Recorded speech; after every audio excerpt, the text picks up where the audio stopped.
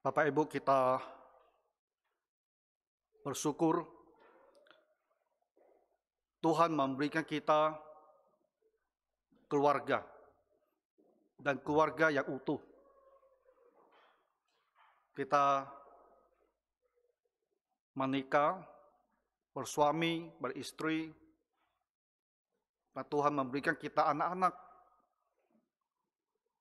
yang bisa kita besarkan di dalam Tuhan dan menjadi sumber sukacita yang besar. Hari ini kita mengingat semua kepala keluarga, semua ayah kita, semua bapak kita, maka semua anak-anak datang beribadah bersama-sama selain mereka ada di sekolah minggu. Dan ini jadi satu pemandangan sangat indah sekali.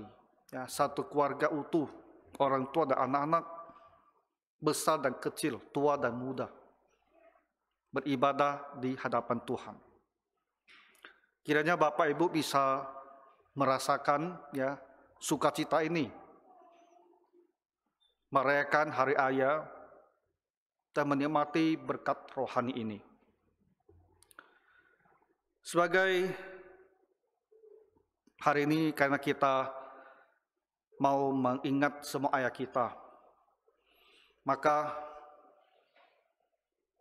kita tentu pertama-tama mau bersyukur untuk ayah-ayah kita ini, bapak-bapak kita. Untuk semua yang mereka telah lakukan untuk anak-anak, untuk keluarga, usaha mereka dalam mendidik anak-anak di dalam Tuhan, mendidik anak-anak kita di dalam segala hal, dan juga mencukupi kebutuhan hidup seisi keluarga. Semua ayah yang telah berusaha, yang telah melaksanakan tanggung jawab ini, kiranya hari ini kita semua bisa merasakan kebanggaan, merasakan hal-hal yang telah kita laksanakan ini adalah hal yang memang kita ingin lakukan untuk keluarga, dan kita bisa berkenan kepada Tuhan.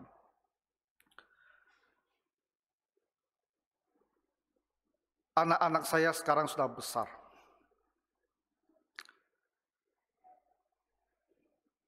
Kalau saya bisa mengulang kembali, saya mau mengulang kembali.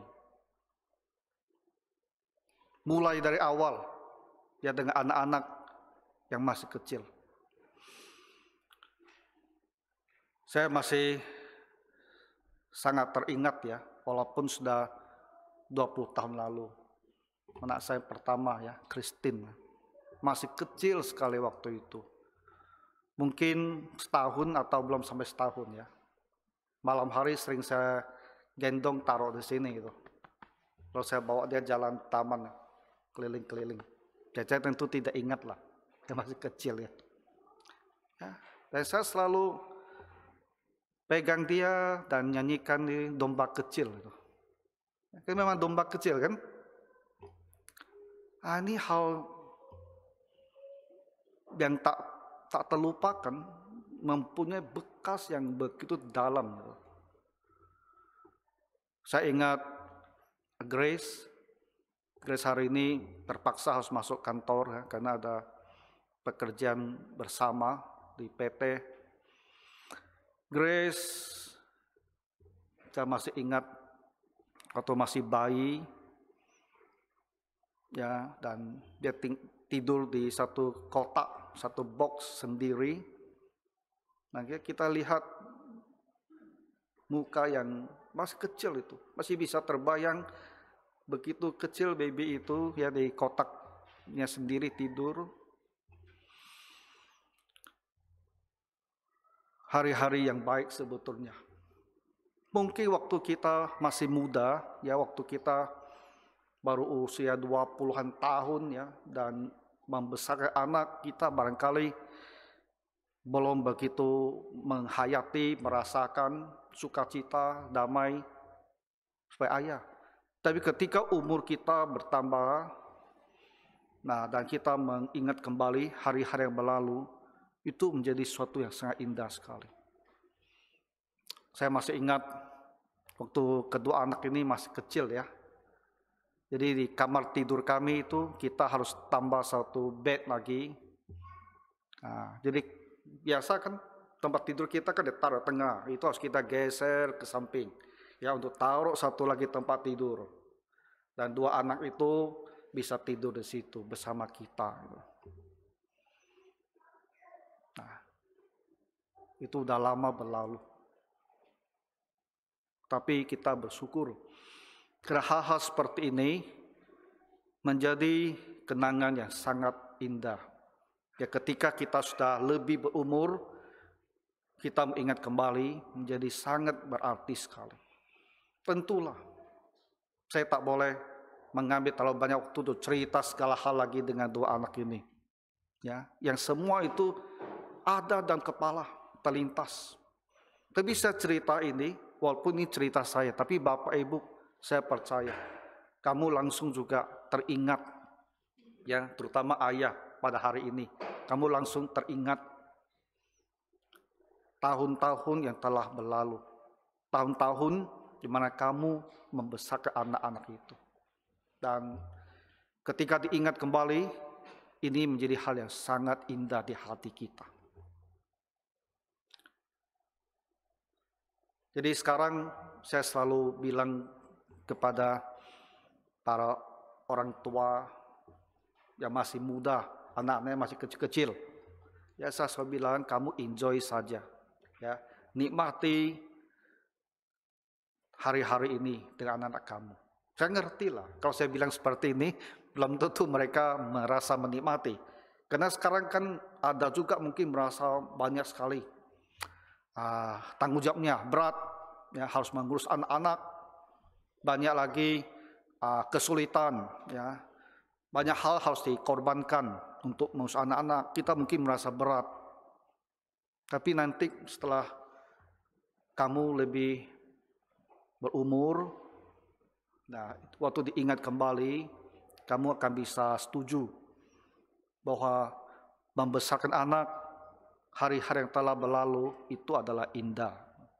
Ya, jadi kalau sekarang kamu harus berjuang dan merasa ada kesulitan untuk membesarkan anak-anak, ya nikmati sajalah. Karena tahun-tahun itu cepat berlalunya.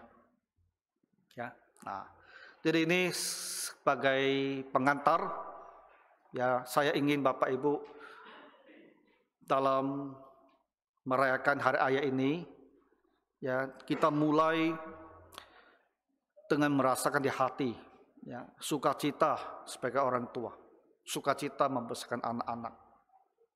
Sekarang kita lihat apa kata firman Tuhan untuk semua ayah. Tentu tanggung jawab kita sebagai ayah, sebagai kepala keluarga itu banyak sisinya. Pagi hari ini kita mau bicara satu sisi saja, ya, yaitu tanggung jawab kita dalam mendisiplinkan anak. Artinya apa? Sebagai kepala keluarga, sebagai ayah, anak itu harus kamu didik.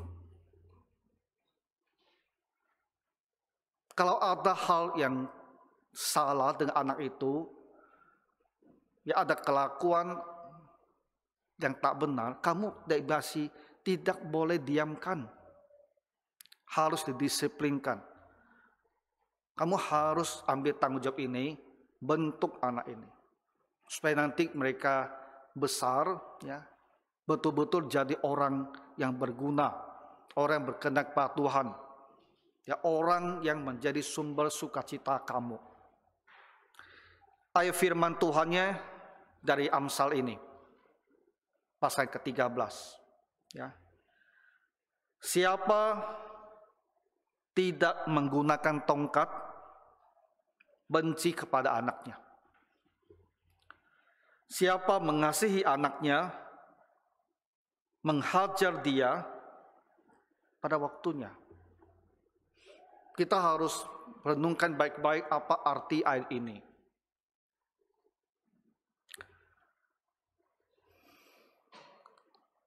Teori pendidikan di masa kita sekarang ada yang bertolak belakang dengan firman Tuhan ini. Yang merasakan bahwa anak itu tak perlu dihukum. Seolah-olah anak itu bisa kita didik hanya dengan mengatakan kepadanya apa yang harus dia lakukan. Nah, Bapak Ibu, teori seperti ini kedengarannya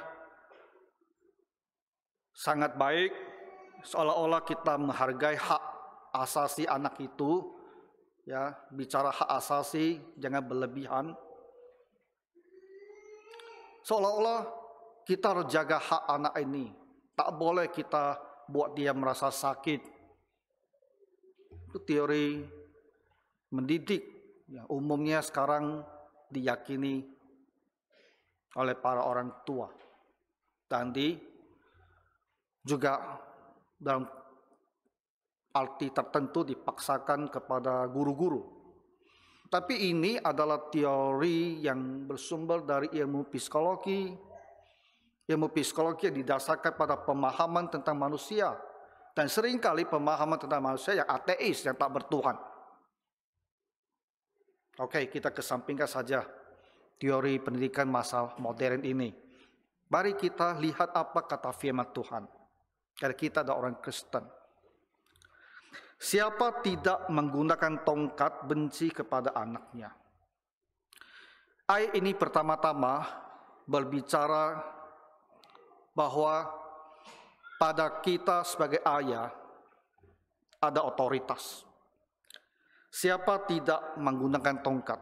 Kalau kita baca dalam bahasa Indonesia, siapa tidak menggunakan tongkat, kita tidak menemukan yang dia bicarakan itu adalah ayah atau ibu, kan? Siapa seolah-olah netral, neutral. Tapi kalau kita lihat dalam bahasa Ibrani, ini berbicara tentang laki-laki. Yang terjemahkannya dalam bahasa Inggris itu jelas, he, laki-laki. Jadi berbicara tentang kamu, bapak-bapak.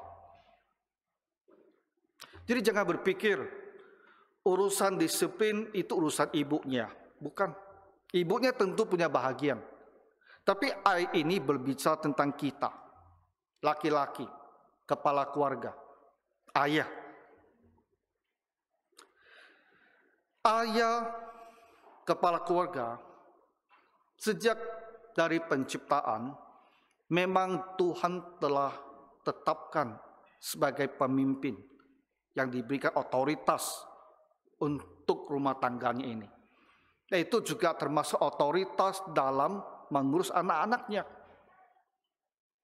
Jadi pada kita ini ada tanggung jawab dan juga wewenang untuk mendidik, mendisiplinkan anak-anak. Nah, ini harus kita camkan baik-baik. Secara umum, kebanyakan orang akan berpikir, sebagai ayah, saya ini mempunyai tanggung jawab, yaitu untuk memenuhi kebutuhan hidup anak-anak ini. Ya. Tempat tinggal, sekolah mereka, makanan mereka. Kita selalu berpikir secara fisik jasmani, kebutuhan yang seperti ini. Bagus, kita sadar itu ada tanggung jawab kita. Dan yang kita khawatirkan adalah bapak-bapak bisa saja lalu kurang menyadari atau bahkan melalaikan bahwa sebagai ayah kita diberikan otoritas dan wewenang dan tanggung jawab untuk mendidik anak-anak. Ya, ada tugas yang lebih daripada memenuhi kebutuhan hidup. Ada tugas yang lebih. Dan tugas itu adalah mendidik anak-anak ini. Jadi kita harus sadar, ya, sebagai ayah, kamu harus sadar ada pada saya tugas dan tanggung jawab ini untuk mendisiplinkan anak-anak, untuk mendidik anak-anak kita.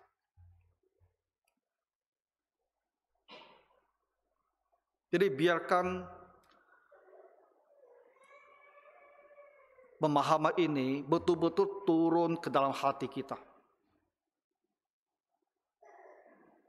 Sehingga mulai sekarang kita akan hidup dengan satu kesadaran penuh. Tuhan telah berikan anak-anak ini, satu orang, dua orang, ada yang tiga, ada yang empat. Nah, anak-anak ini di dalam rumah kita, saya yang harus mendidik mereka, mendisiplinkan mereka. Saya tidak boleh lagi menganggap mereka ada di rumah, ya, dan saya lakukan bahagian saya, pekerjaan saya di luar. Saya pulang, ya mereka berkecukupan dalam segala hal, dan saya sudah merasa bersyukur memenuhi semua tanggung jawab saya. Kalau kita masih berpikir sampai sebatas ini saja, kita belum melakukan apa yang Tuhan perintahkan. Jadi bapak-bapak sekalian, terima dan sadar. Kamu harus didik, harus disiplinkan anak-anak itu. Jadi kita diberikan wewenang ini, dan simbolnya di sini adalah tongkat. Simbolnya itu adalah tongkat. Ya, dalam budaya orang Ibrani, tongkat itu disimbolkan sebagai otoritas, wewenang. Jadi tongkat ini punya peran apa? Mengoreksi secara negatif, pukul, dan mengarahkan, ya, membimbing bagaimana anak-anak itu harus hidup. Maka dikatakan siapa yang tidak menggunakan tongkat, artinya orang yang tidak mau memenuhi tanggung jawab ini, orang yang tidak mau melakukan tugas mendisiplinkan anak, yang diberikan tongkat tapi tongkatnya tidak mau dipakai. Dia tidak mau mengoreksi anak yang salah. Dia tidak mau memberikan pengarahan, bimbingan bagaimana anaknya itu harus hidup. Dia tidak mau lakukan. Nah, laki-laki yang tidak menggunakan tongkat, Tuhan bilang kita ini membenci anaknya. Nah, barangkali kita jadi terkejut. Bagaimana mungkin ya kita dikatakan membenci anaknya? Mungkin kita akan memberontak dalam hati dan tidak terima. Karena sepengetahuan kita, bahwa kita telah begitu bersungguh-sungguh, ya sejak anak itu belum lahir. Kita telah bersungguh-sungguh bagaimana supaya mamanya itu bisa konsultasi ke dokter secara teratur. Ya, tiap bulan kita pastikan mamanya, ya, dibawa ke dokter kandungan dan diperiksa dari bulan ke bulan untuk pastikan anak itu sehat, kondisinya baik. Beberapa bulan sebelum anak itu mau berlahir, kita pun sudah mencari di Batam ini, di mana rumah sakit yang baik, yang cocok untuk istri kita, untuk anak kita, tempat dia lahir. Nah, kita mungkin sudah merasa berusaha bahkan sebelum dia lahir. Dan sejak dia lahir, ya kita selalu perhatikan anak-anak itu. Semua yang dia butuhkan kita maksimalkan biar terpenuhi.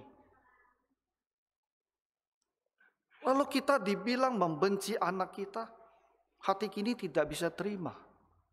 Dari mana dikatakan saya membenci anak saya ini?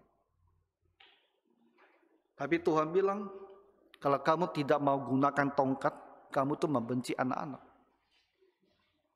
Jadi menjadi sesuatu hal untuk menyadarkan kita, dan tentu mengejutkan juga. Kalau saya tak mau mengkoreksi anak saya ini, kesalahan-kesalahannya, Kalau saya tidak mau membimbing dia untuk hidup dengan benar, cara yang benar, saya ini dianggap oleh Tuhan membenci anak saya.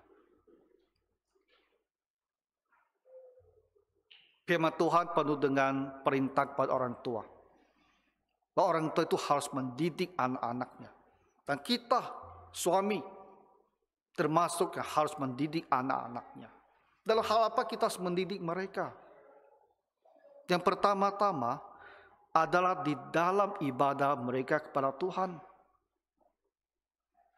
Karena itu hal yang terutama. Kita harus mendidik anak kita untuk berdoa kepada Tuhan. Dari kecil untuk suka dengan firman Tuhan. Itu tugas kita. Jadi kalau anak itu tidak mau datang ke sekolah minggu, kita sebagai ayah tidak boleh berpikir, anak saya masih kecil lah. Tak apa, nanti lebih besar baru dia pergi sekolah minggu. Padahal kita tahu, dia tuh hanya malas, dia mau tidur lebih banyak. Atau dia mau main game di rumah. Dia tidak mau datang ke sekolah minggu. Dan kita biarkan anak itu berkelakuan seperti ini. Kita tak mau mengkoreksi kalau dia punya cara pikir yang salah. Kita biarkan anak itu bertumbuh dan melalaikan ibadah. Kita ini dikatakan Tuhan itu membenci anak-anak. Ya, jadi pertama, hal-hal kerohanian itu harus kita perhatikan. Nah, hal-hal kerohanian itu diwujudkan ya di dalam ibadah anak-anak itu. Dalam kehidupan dia bersaat teduh, kesukaannya dengan firman Tuhan, kesukaannya dalam hal berdoa, itu harus kita perhatikan. Dan kalau dia memang lalai dan kurang dalam hal ini, kita harus membimbing dia. Membantu dia bagaimana cara beribadah itu. Dan kita benar-benar harus berusaha untuk membawa anak-anak kita ke sekolah minggu. Ketika mereka itu masih kecil. Itu tugas kita. Nah, jadi yang pertama dalam hal kerohanian. Kedua, dalam perilaku mereka. Sifat anak itu. Yang nampak di dalam sikapnya, tingkah lakunya. Kita harus lihat, kalau ada kelakuannya, sifatnya yang tak baik, kamu harus perbaiki.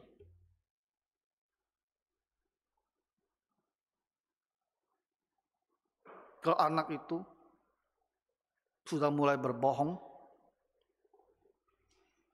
anak lebih besar mulai mencuri. Anak-anak sering mencuri dari orang tuanya.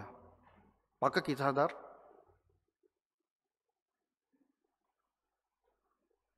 pernah tak Bapak Ibu mencuri dari orang tua kamu? Pernah tak?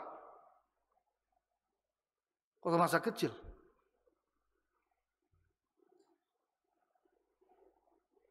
Jadi kalau kita ketahuan dia berbohong, ketahuan dia mencuri, kita harus tahu hal demikian harus dikoreksi. Tidak boleh kita diamkan. Hanya karena kita tidak enak. Nanti kalau ditegur, dia mau nangis. Dia mau meronta-ronta. Kalau kita berusaha menghindari suasana yang tak menyenangkan ini, ya kita biarkan dia saja. Kamu dibilang Tuhan membenci anakmu.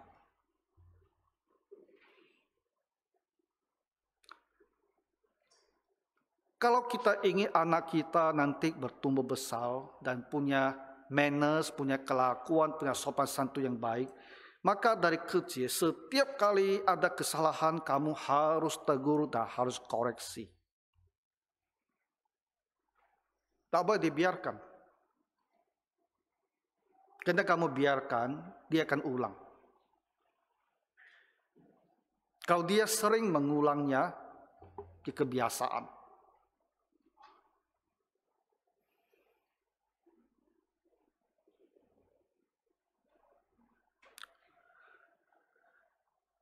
Siapa tidak menggunakan tongkat?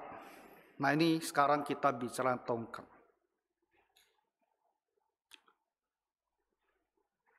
Tentu kita tahu ya, ada orang tua yang istilahnya itu abuse.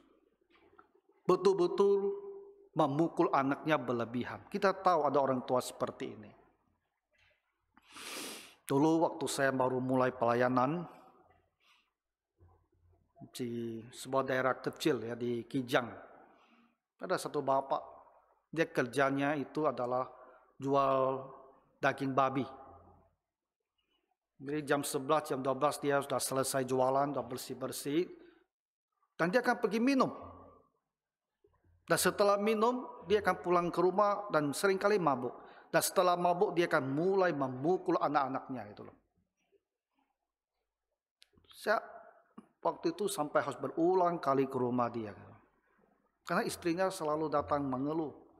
Dia kalau sudah mabuk di rumah, apapun yang dia pegang, kalau ada yang dia tak cocok dengan anaknya, dia akan pukul saja gitu loh. Dan kadang-kadang ya, membabi buta memukul anak kan bisa mendatangkan cedera, mendatangkan kepahitan luar biasa itu loh, anak-anak terhadap ayahnya, dan membuat satu rumah tangga itu menjadi begitu tidak bahagia. Kita bukan bicara hal-hal seperti ini. Ya, ayah yang pakai tongkat lalu membabi buta, melampiaskan amarahnya, dan anak-anak itu dipukul seperti tidak. Kita juga tidak berbicara tentang ayah yang kadang-kadang ya lepaskan ikat pinggang dan pikirnya itu seperti cambuk, dan dia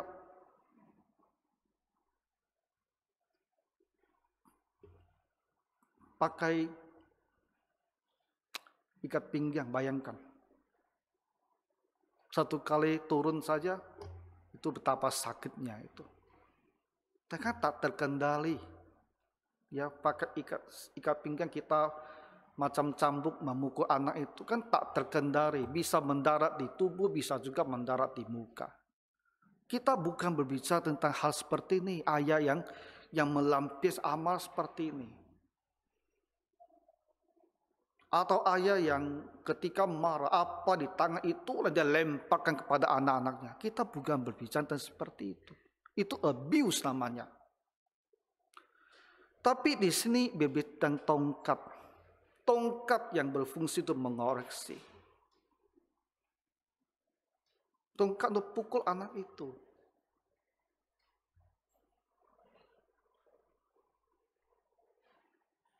Masa kita sekarang, saya rasa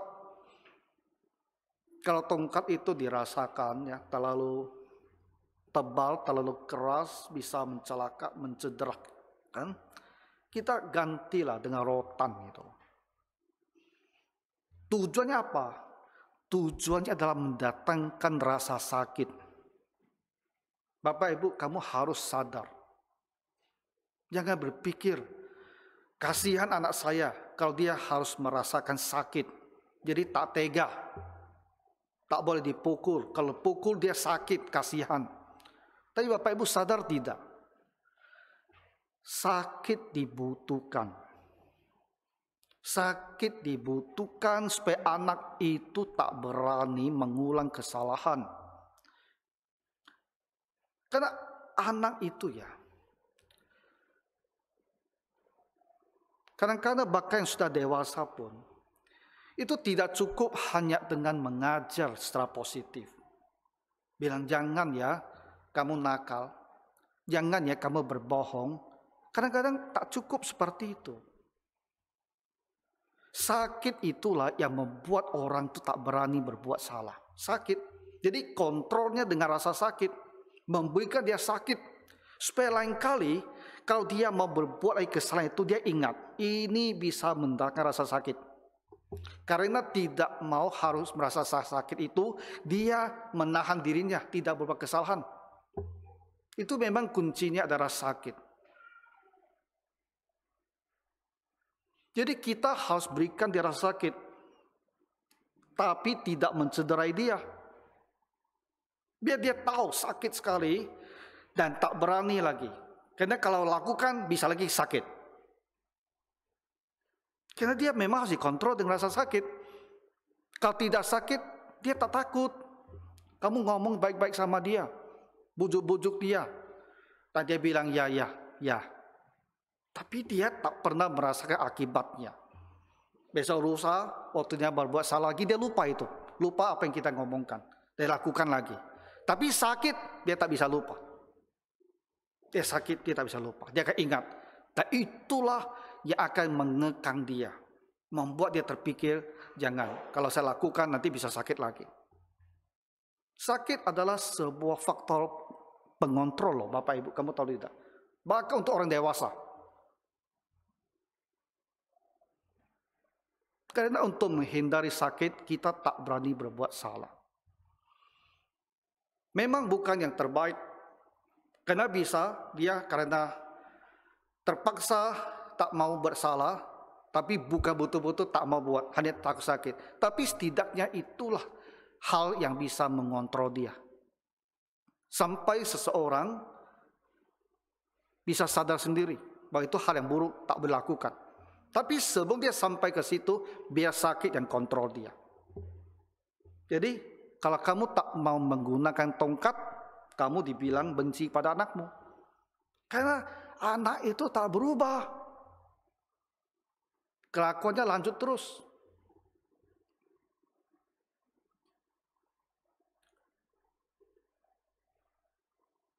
Kalau kita tak mau mendidik anak ini, nanti setelah besar, kalau kita tak didik di dalam Tuhan, dia lupakan Tuhan. Kalau kita tak didik dia di dalam kelakuannya, sifatnya, nanti setelah besar, ya sifat kelakuan seperti itu. Jadi sumber duka cita bagi kita. Maka dibilang kamu membenci. Karena kamu biarkan dia terus di dalam kesalahannya dan akhirnya menjelemuskan dia. Bisa-bisa dia tinggalkan Tuhan, binasa. Dengan sifat kelakuan yang buruk, bisa-bisa dia tak bisa hidup di masyarakat. Karena orang tak bisa terima manusia dengan kelakuan dan sifat seperti itu. Kita tak mau tongkat dia, pukul dia, didik dia. Kita akhirnya membiarkan dia menjadi orang yang di hadapan Tuhan pun susah, di hadapan manusia pun susah. Maka dia bilang kita tuh membenci anakmu. Jadi sebagai ayah, jangan kamu tak tega. Ya, tak usahlah kita pakai tongkat. Tongkat mungkin terlalu keras. Pakai rotan. Ya, pakai rotan. Pukul telapak tangannya, pukul pantatnya, tak akan mencederai apapun. Tapi mendatangkan rasa sakit. Pukul dia. Kalau dia salah. Pukul supaya dia sadar ini tak benar, tak boleh. Lain kali dia akan ingat rasa sakit itu dan dia tak mengulang. Dia perbaiki. Sambil dia lebih besar, dia punya pemahaman lebih baik. Bahkan nanti dia benar-benar tahu itu tidak boleh dan dia tak lakukan lagi. Tapi sebelum dia sampai kepada pemahaman ini, biar rasa sakit yang kontrol dia, ubah sifat dia, ubah sikap dia. Faktor modifier dia yang mengubah dia itu. Coba Bapak Ibu pikirkan. Ya. Siapa tidak menggunakan tongkat benci kepada anaknya? Tetapi siapa mengasihi anaknya, menghajar dia pada waktunya. Kalau kita benar-benar mengasihi anak itu, kita akan menghajar dia. Kalau dia salah, dipukul gitu loh. Pada waktunya, pada saat dibutuhkan. Pada saat dibutuhkan dia dirotan, kamu rotan dia. Jangan bilang nanti saja, nanti saja, nanti saja. Itu tak pernah dilakukan. Anak itu terus berkembang, terus buruk. Pada saat dia berkelakuan jelek dan itu tak boleh begitu, kamu rotan saja dia pada waktu itu juga. Supaya dia sadar. Ya. Menghajar dia pada waktunya.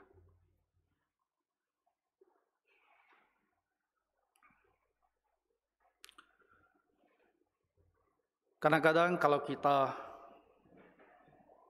berpikir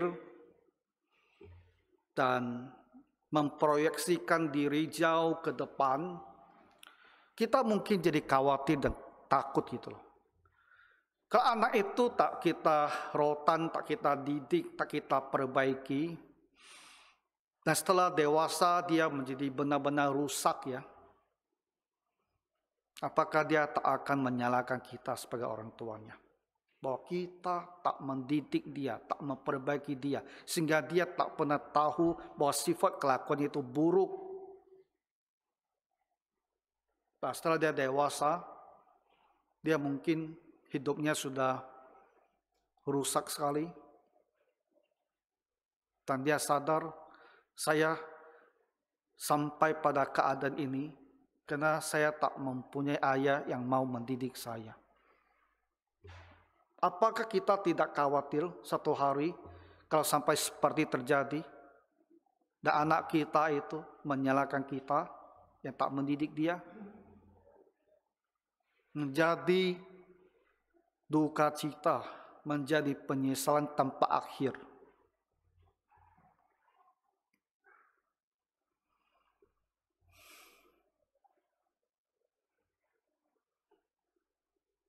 Anak-anak yang rusak gitu. Anak-anak remaja yang rusak. Bukan tidak ada ya. Dalam pandangan kita bukan tidak ada. Tapi sudah mau bagaimana? Sudah jadi seperti itu. Mau bagaimana?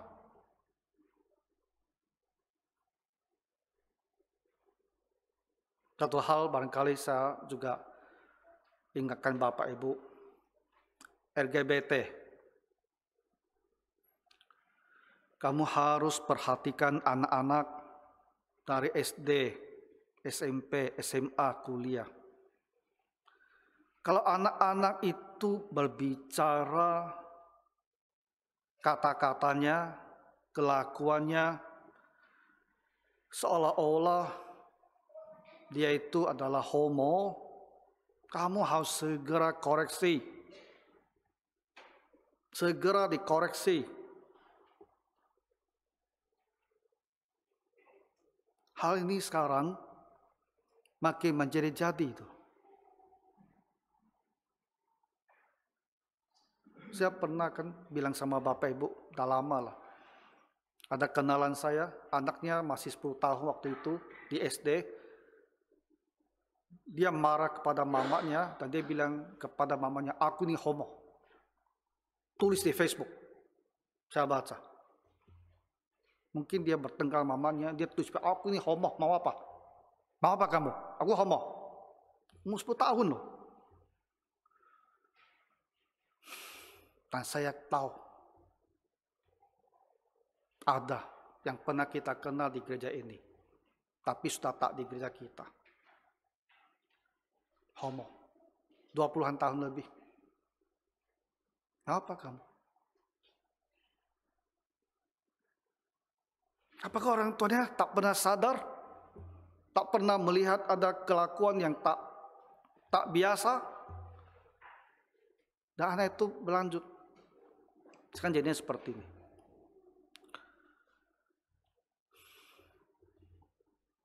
Jadi harus jaga. Ini satu sisi yang sekarang orang tua harus jaga benar-benar. Ya, anak kamu perempuan kasih pakai rok, jangan kasih pakai celana seperti laki-laki. Anak kamu yang laki-laki jangan kamu bilang ini sangat menarik, saya coba-coba suruh dia pakai gaun gitu. Jangan. Ya. Dan lihat teman sekolahnya, teman pergaulannya.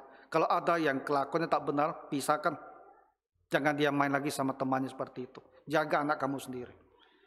Karena kalau kamu tak jaga, satu hari dia jadi seperti itu. Penyesalan kita tak ada akhirnya.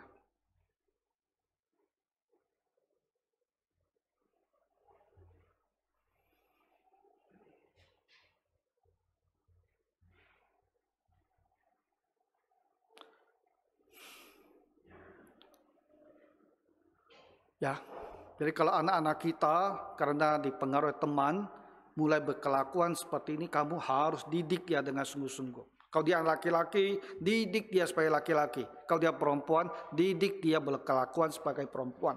Jangan cross dressing, ya, ganti tukar baju macam-macam. Kamu akan menyesal.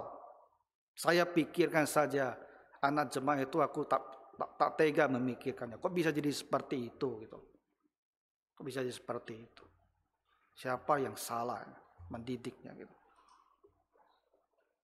Nah, siapa mengasihi anaknya, menghajar dia pada waktunya. Menghajar dia. Kalau dia salah, kamu hajar dia. Ya.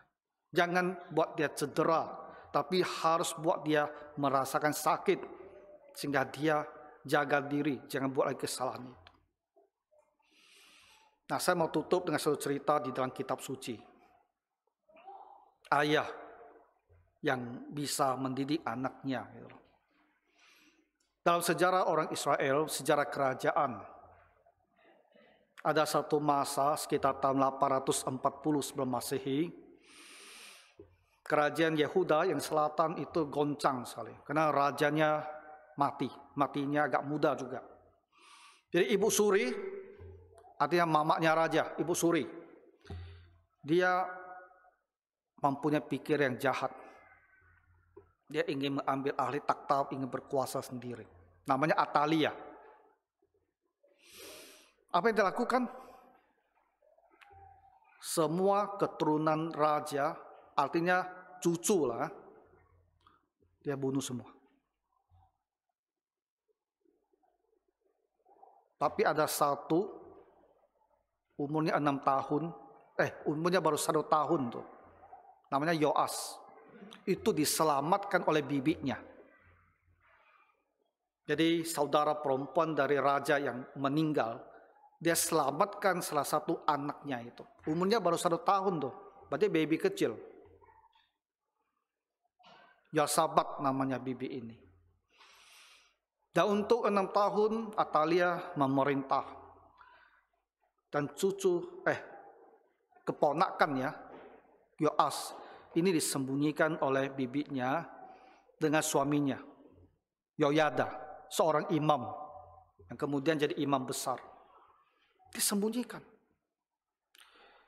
Jadi Yoas kecil, masih baby, dia tak punya ayah lagi. Jadi Yoyada ini, ya, walaupun tak pernah secara resmi dibilang dia jadi ayah angkatnya, ya, tapi dia berperan sebagai ayahnya.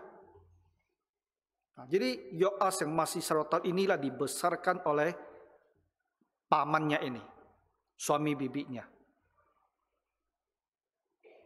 Dan nanti ketika Yoas sudah umur 7 tahun, Yoyada inilah yang membantu dia menumbangkan neneknya, Atalia. Mengangkat Yoas jadi raja. Dan satu catatan yang sangat menarik adalah di kitab 2 Raja-Raja mengatakan, sepanjang masa hidup Yoyada, Yoas ini hidup menurut jalan Tuhan. Itu kuncinya.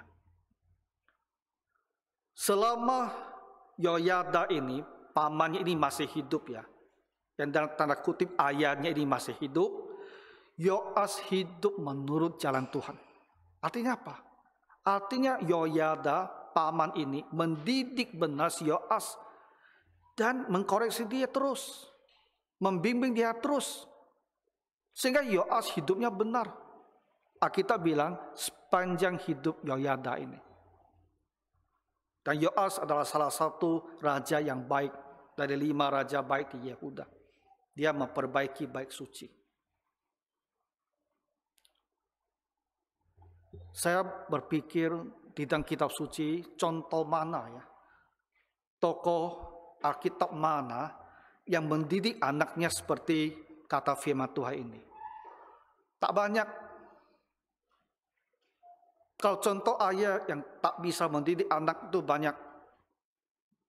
Akhirnya saya pikir-pikir dan saya temukan si Yoyada ini. Walaupun dia bukan ayah langsung, ayah kandung, tapi dia berperannya macam ayahnya lah. Karena bayi ini baru 1 tahun sudah dia yang bawa, dia yang besarkan, dia yang didik. Sepanjang masa hidup Yoyada, Yoas ini hidup di dalam Tuhan, melakukan hal yang benar di dalam Tuhan.